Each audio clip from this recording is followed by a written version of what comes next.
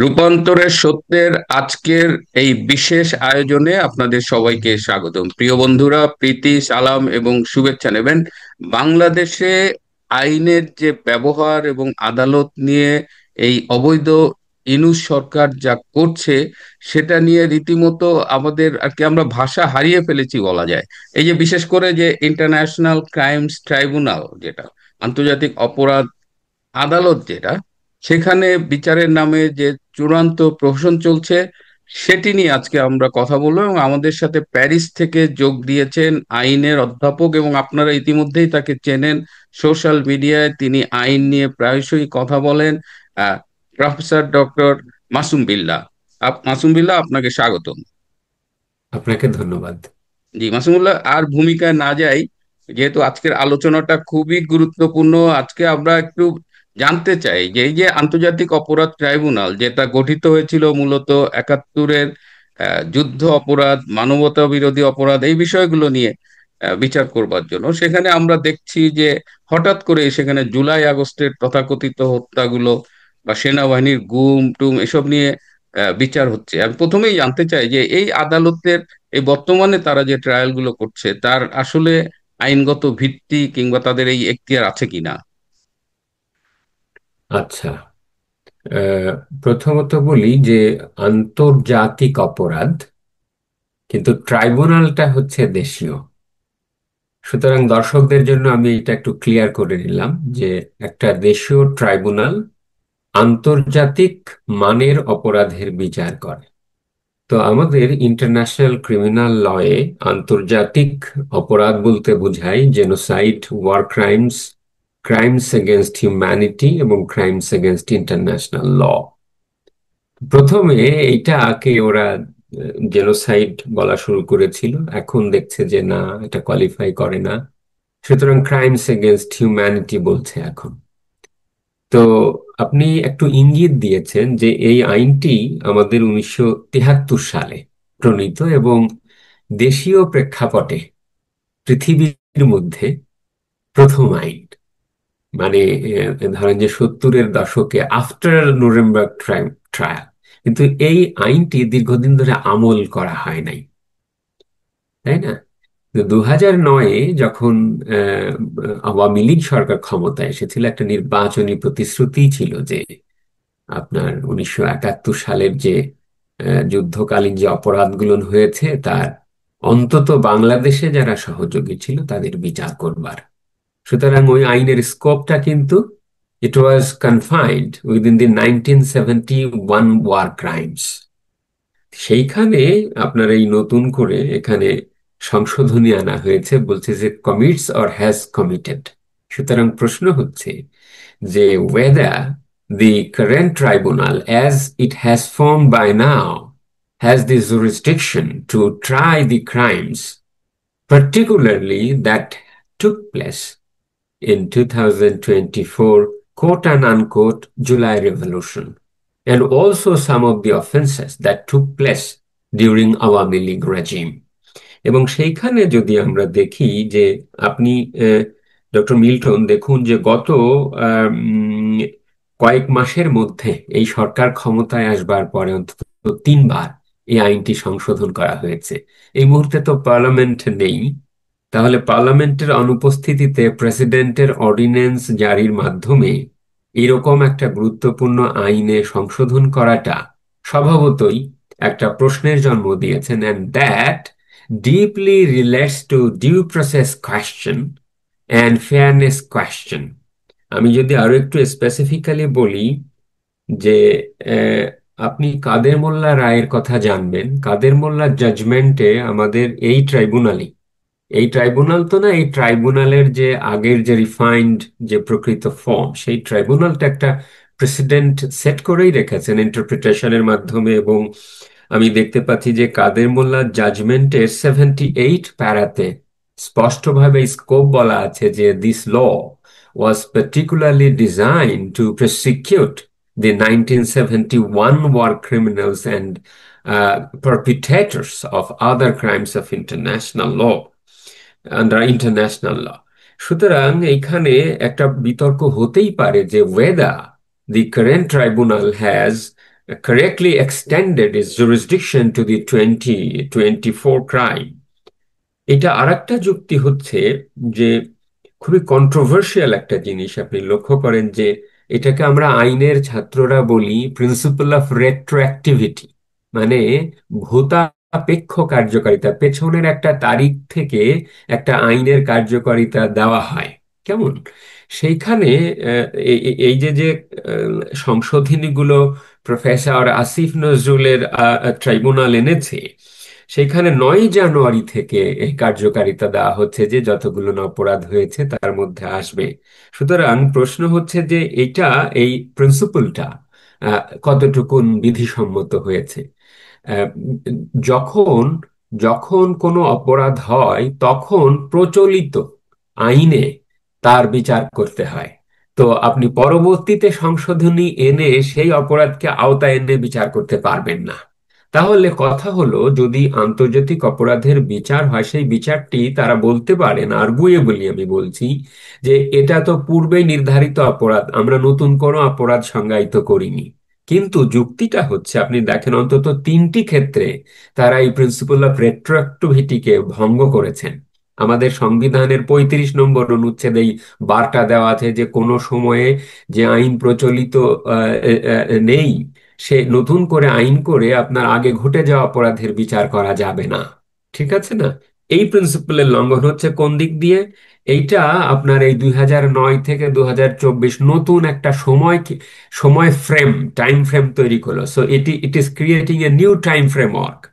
Secondly হচ্ছে it is creating a kind of new liability. এই যে যে সৈন্যবাহিনী বা সেনারা মানে এটা অপরাধটা করেছেন বলে তারা বলছেন, অভিযোগ আনছেন। So it is creating a new kind of liability for the army officers who are actually intended to be tried under the 1952 Army Act, particularly applicable for the armies, and which is itself a self-contained law.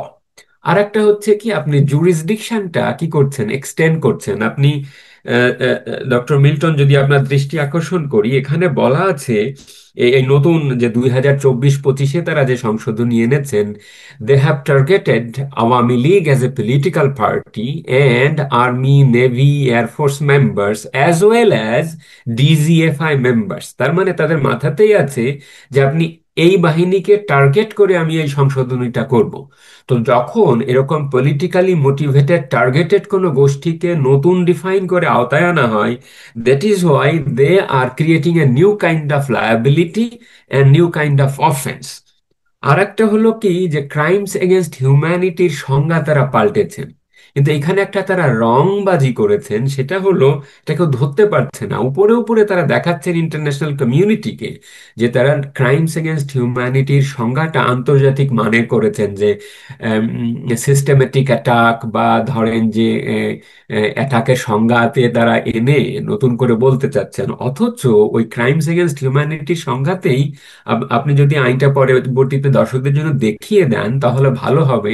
তারা বলছেন যে ICC স্ট্যান্ডার্ডের সাথে যতটুকুন সামঞ্জস্যপূর্ণ ততটুকুন আমাদের এই tribunal বা এই আইন নাকি প্রয়োগ করবে। তার মানে হলো ক্রাইমস এগেনস্ট হিউম্যানিটির যে নিজস্ব ধারণা প্রসূত সংজ্ঞা তারা প্রয়োগ করছেন, thereby they are creating a new kind of offence and defining the new offence in the light of the amended law. So আমি আর্গু করতে চাচ্ছি যে এখানে রেট্রোঅ্যাক্টিভিটি প্রিন্সিপল, যেটা সংবিধানে গ্যারান্টিড, সেইটা লঙ্ঘিত হয়েছে। এবং আরেকটা কথা আমি এই পয়েন্টে আপনাকে বলে শেষ করছি, সেটা হচ্ছে এই, যে ধরেন এই আইনটা অর্ডিন্যান্স দিয়ে তারা বিচার করলো, তো কিন্তু আইনটা তো অর্ডিন্যান্স দিয়ে তারা করলো, তাই না?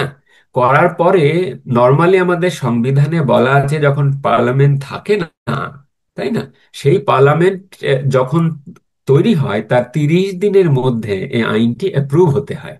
তো ধরুন আপনি একটা আইনের শাস্তি দিয়ে দিলেন এবং পরবর্তীতে যারা ক্ষমতায় আসলো তারা বা পার্লামেন্ট সেই আইনটা কি করলেন, সেটা অ্যাপ্রুভ করলেন না। তাহলে আপনার এই ফলাফলটা কি হবে? রাইট, সেটা তো আনডুয়েবল। সুতরাং ইন এনি রেসপেক্ট আপনার প্রশ্নের উত্তরে আমি এটুকুন বলতে চাই, এটা আন্তর্জাতিক অপরাধ আইনের একটা প্রতিষ্ঠিত নিয়মই আছে, এটাকে আমরা বলি নুলেম। ক্রিমেন প্রিন্সিপাল বলে, কিরকম বলে শব্দটা, বলে নুলাম ক্রিমেন সাইনি লেগে। হ্যাঁ, no, no law, no crime, অর্থাৎ প্রচলিত সময়ে অস্তিত্বহীন আইনের অধীনে কোনো বিচার করা যাবে না। সুতরাং আমি আপনার উত্তরে বলতে চাই যে হ্যাঁ, এটার জুরিসডিকশনাল প্রশ্নটি is highly highly controversial and is a compromise to the international standard set by international criminal ল।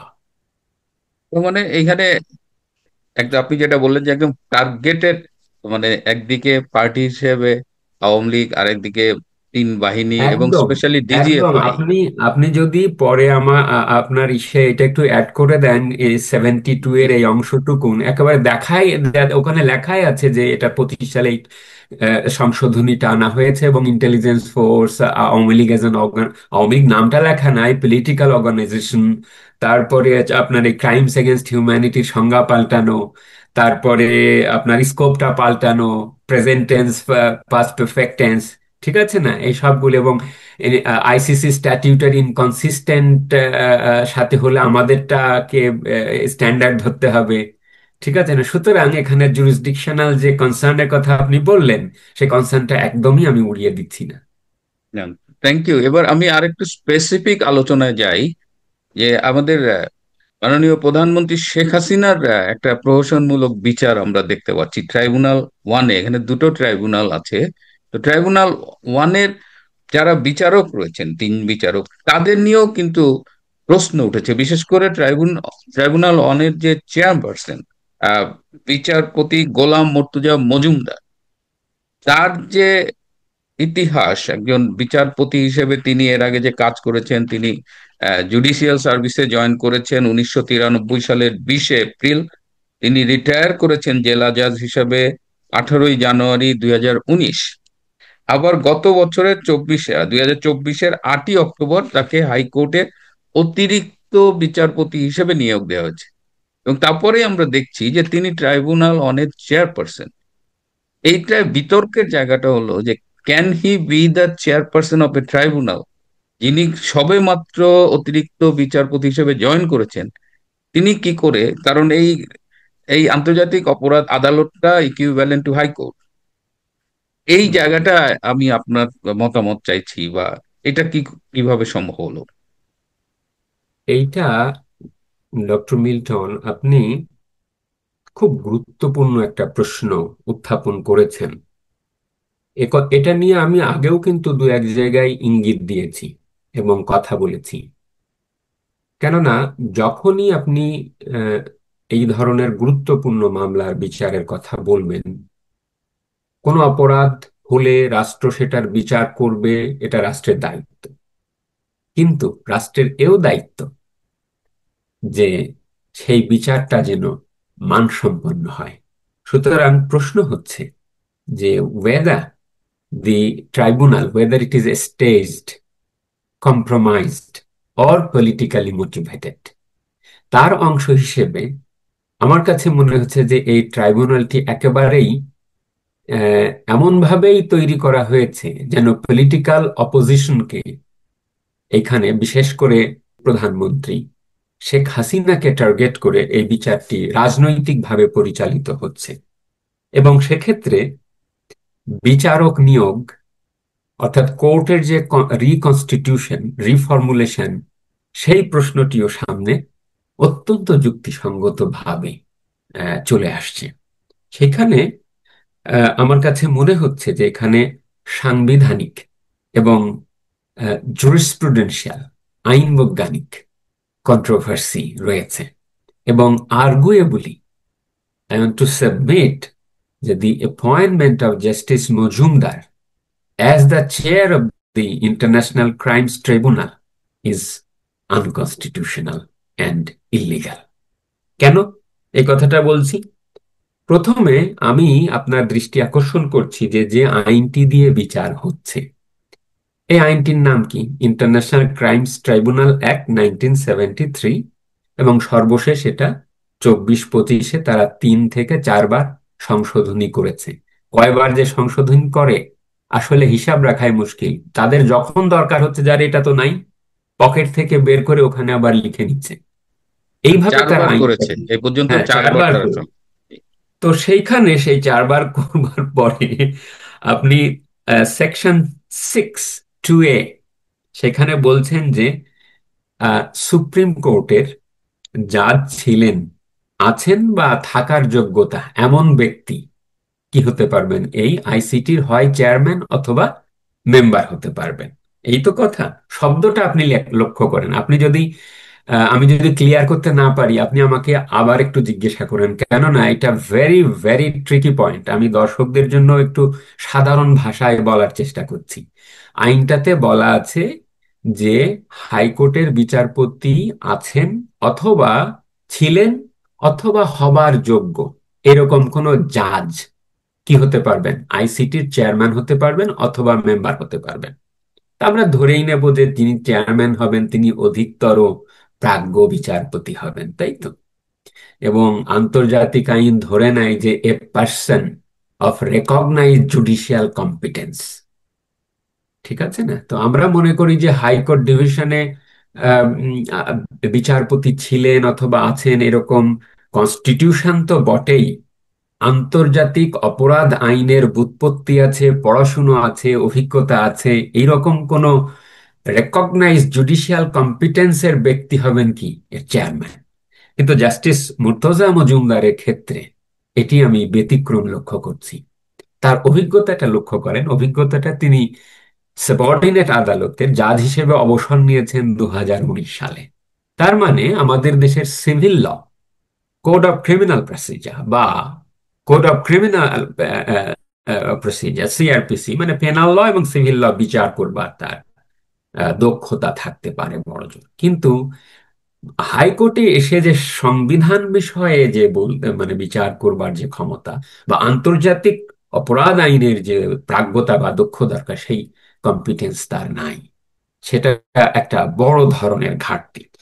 দ্বিতীয় পয়েন্ট হচ্ছে হাইকোর্টের জাজ হবার জন্য যোগ্যতা এবং কে কে হতে পারেন। এই ক্ষেত্রে আমি আপনার দুটো বিষয় দৃষ্টি আকর্ষণ করছি। একটা হচ্ছে হাইকোর্টের বিচারপতি নিয়োগের সময় দুই ধরনের বিচারপতি নিয়োগ করা হয়। একটা হচ্ছে অনুচ্ছেদ 94 এবং 95 অনুসারে। সেইখানে আহ, আহ, বলা আছে যে আহ, কারা হাইকোর্টের ডিভিশনের বিচারপতি হতে পারবেন। কেমন? সেখানে স্পষ্টভাবে জাজ শব্দটা, বিচারপতি শব্দটা লেখা আছে এবং বলা আছে ধরা যাক যে যিনি বাংলাদেশের নাগরিক, যার 10 বছর হাইকোর্টে উকালতি করার অভিজ্ঞতা আছে এবং যিনি 10 বছর বিচার কার্যে অভিজ্ঞতা সম্পন্ন। তো সেক্ষেত্রে অনেকে আর্গু করেন যে ডিস্ট্রিক্ট জাজ লেভেলের লোকজন জুডিশিয়াল অফিসার, সুতরাং ডিস্ট্রিক্ট জাজ ছিলেন এরকম 10 বছর অভিজ্ঞতা সম্পন্ন ব্যক্তি যোগ্য। কেমন? তাহলে এই তিনটা যোগ্যতার কথা বলা আছে। বলা হওয়ার পরে তারা এই ধরনের ব্যক্তি জাজ হওয়ার নিয়োগ লাভের যোগ্য। কিন্তু আর এক ধরনের বিচারপতি নিয়োগ করবার কথা বলা আছে কোথায়? অনুচ্ছেদ 98-তে। 98-তে বলা আছে যে 94 অনুচ্ছেদে বা 95 অনুচ্ছেদে, এখানে 94 কারণ বলা আছে যে হাইকোর্টের এই এই বিচারপতি নিয়ে রাষ্ট্রপতি বিচারক নিয়োগ করবেন। তো বলছে যে 94 এর অতিরিক্ত আকারে 2 বছরের জন্য অতিরিক্ত জাজ হিসেবে রাষ্ট্রপতি জাজদেরকে নিয়োগ দিতে পারবেন যথোপযুক্ত ব্যক্তিদের। তাহলে 98 অনুচ্ছেদের অধীনে নির্বাচিত বা নিয়োগপ্রাপ্ত বিচারপতি আর 94 এবং 95 অনুচ্ছেদের অধীনে নিয়োগপ্রাপ্ত বিচারপতি এক না। সেটা বলছে এডিশনাল জাজ। এডিশনাল জাজ শব্দটা আছে এবং বাংলাতে হয় সংখ্যাতিরিক্ত বিচারপতি। আমি আপনাকে পড়ে শোনাচ্ছি ব্যাপারটা। এখানে তাহলে আপনি দর্শকদের জন্য আরো ভাবে ধরতে পারবো। আপনি যদি পরবর্তীতে একটু দেখিয়েও দেন দর্শকদের ওই অনুচ্ছেদগুলো পর্দা, তাহলে আরো সেটা ভালো হবে। কিন্তু আমি একটু পড়েও শোনাচ্ছি দর্শকদের জন্য। আমি আগে 98টা পড়ছি, তাহলে ভালো হবে। বলছে যে সুপ্রিম কোর্টের অতিরিক্ত বিচারকগণ, বাংলাটা পড়ছি কারণ ইংরেজি পড়লেও দারুণ মিনিং পাওয়া যায়। দুটো ভাষা পড়লে তবে বাংলাটা প্রাধান্য পায়, এই জন্য আমি বাংলাটা পড়ছি এখানে। সংবিধানের 94 অনুচ্ছেদের বিধানাবলী সত্ত্বেও, মিল্টন ভাই কি বুঝলেন? 94 সালে 94 অনুচ্ছেদে কিছু একটা লেখা আছে, বলছে তা সত্ত্বেও, তার মানে 94টা আগে। আর তা সত্ত্বেও কি করতে পারবে? রাষ্ট্রপতির নিকট সুপ্রিম কোর্টের কোন বিভাগের বিচারক সংখ্যা সাময়িকভাবে বৃদ্ধি করা উচিত বলিয়া সন্তোষজনকভাবে প্রতীয়মান হইলে তিনি যথাযথ যোগ্যতা সম্পন্ন। এখানে যোগ্যতাটা ক্লিয়ার করে দেয় নাই। যথাযথ যোগ্যতা সম্পন্ন মানে আগের ওই তিনটা যে যোগ্যতার কথা বললাম, প্লাস কোন রাষ্ট্রপতিকে তারা ইয়ে দেয় নাই যে ঠিক আছে। এইখানে জাস্টিস মুর্তজা মজুমদারের যথাযথ যোগ্যতা বুঝতে পারছেন কি হতে পারে? যে রাজনৈতিক লাইনে তারা চিন্তা করেছে যে এমন একজন ব্যক্তিকে, অবসরপ্রাপ্ত ওয়ালাকে আমি তুলে আনবো, যাকে দিয়ে আমি এলিভেট করে এখানে এই বিচারপতিটা তাড়াতাড়ি তাকে ওখানে ডেপুটেশন দিতে পারবো বা অ্যাসাইন করতে পারবো। ঠিক আছে, সো মোটিভেশনটা খারাপ। বলছে যে যদি রাষ্ট্রপতির কাছে সন্তোষজনকভাবে প্রতীয়মান হয়, যথাযোগ্য যোগ্যতা সম্পন্ন এক বা একাধিক ব্যক্তিকে অনধিক 2 বছরের জন্য অতিরিক্ত বিচারক নিয়োগ করিতে পারিবেন। কি হলো এখানে? অতিরিক্ত বিচারক হবেন 2 বছরের জন্য। তার মানে বিচারক হিসেবে আপনার চেয়ার এখনো সুস্থিত না, ইউ আর অন প্রফেশন। আপনাকে যদি বিচারক শব্দটা ইউজ করতে হয়, তাহলে 94 অনুচ্ছেদে যেটা আছে, 95 আছে, তখন শব্দটা হচ্ছে জাজ। আর এইখানে শব্দটা সংবিধান ডেলিবারেটলি বলে দিয়েছে যে 94-এ যা বলা আছে তা সত্ত্বেও, তার মানে হচ্ছে দি কনস্টিটিউশন ডিস্টিংগুইশেস বিটুইন এ জাজ, পার্মানেন্ট জাজ, ফুল জাজ এন্ড এ মেয়ার এডিশনাল জাজ ফর 2 ইয়ার্স। অর্থাৎ 2 বছর পরে আপনাকে সরকার নিয়োগ মানে স্থায়ী করতেও পারে, নাও পারে। সংবিধানে বলা আছে যে করলে ভালো, তাতে কেউ কেউ বাধা দেবে না, সাধারণত তাই করা হয়, কিন্তু to the satisfaction of the president. ঠিক আছে, এবং আরো একটা মজার কথা বলা আছে, বলছে যে কোনো বিচারককে কোনো অস্থায়ী মেয়াদের জন্য আপিল বিভাগের আসনে ব্যবস্থা করতে পারবেন, ওটাতে গেল। তবে শর্ত থাকে, অতিরিক্ত বিচারক রূপে নিযুক্ত কোনো ব্যক্তিকে এই সংবিধানের 95 নম্বর অনুচ্ছেদের অধীন বিচারক রূপে নিযুক্ত হইতে, অথবা বর্তমান অনুচ্ছেদের অধীনে আরো 1 মেয়াদের জন্য অতিরিক্ত বিচারক রূপে নিযুক্ত হইতে বর্তমান অনুচ্ছেদের কোনো কিছুই নিবৃত্ত করিবে না। তাহলে আমি যে আর্গুমেন্টটা দিচ্ছি যে 95-এর যে যোগ্যতার অধীনে যারা জাজ হওয়ার যোগ্য, প্লাস এইটার সাথে দুইটা পার্থক্য করা হচ্ছে। বলছে যে যখন এই জাজ 2 বছরের জন্য সার্ভ করলেন, তখন তিনি 95-এর অধীনে নিয়োগ প্রাপ্ত হওয়ার যোগ্যতা অর্জন করবেন। তাহলে পার্থক্য হলো, এখন তাহলে এই যে আমার 73 সালের আইনে যে জাজ শব্দটা ব্যবহার করা আছে, সেটা বলছে 98 অনুচ্ছেদের জাজ না, বলছে হচ্ছে 94 এবং 95 অনুচ্ছেদের জাজ। তো এখন 95 এবং 94 কি আছে? 94টা আমি সংক্ষেপে বলছি। প্রধান বিচারপতি আহ, এবং প্রত্যেক বিভাগে আসন গ্রহণের জন্য রাষ্ট্রপতি যেরূপ সংখ্যক বিচারক নিয়োগের প্রয়োজন বোধ করবেন, সেই রূপ সংখ্যক অন্যান্য বিচারক লইয়া সুপ্রিম কোর্ট গঠিত হবে। তাহলে এখানে জাজ শব্দটা পাইলেন। এবং 98 যে বলছে যে ওই 94-এর দোহাই দেওয়া সেই জাজ। আর 95-তে কি বলছে? 95-তে হলো যোগ্যতা বলা আছে, বলছে যে জাজ বিচারক নিয়োগের যোগ্যতা। সেইখানে বলা আছে যে আমি তিনটা যোগ্যতার কথা বলেছি, যে বাংলাদেশের নাগরিক, 10 বছরের জাজ জজিয়তি করার অভিজ্ঞতা, বা 10 বছরের উকালতি করার অভিজ্ঞতা। সো ভেরি আর্গুয়েবলি আমার কথা হচ্ছে এই, যে জাজ গোলাম মুর্তজা মজুমদারের যে অ্যাপয়েন্টমেন্ট, সেই অ্যাপয়েন্টমেন্টটা কিন্তু হাইলি হাইলি কন্ট্রোভার্সিয়াল এবং আর্গুয়েবলি আনকনস্টিটিউশনাল।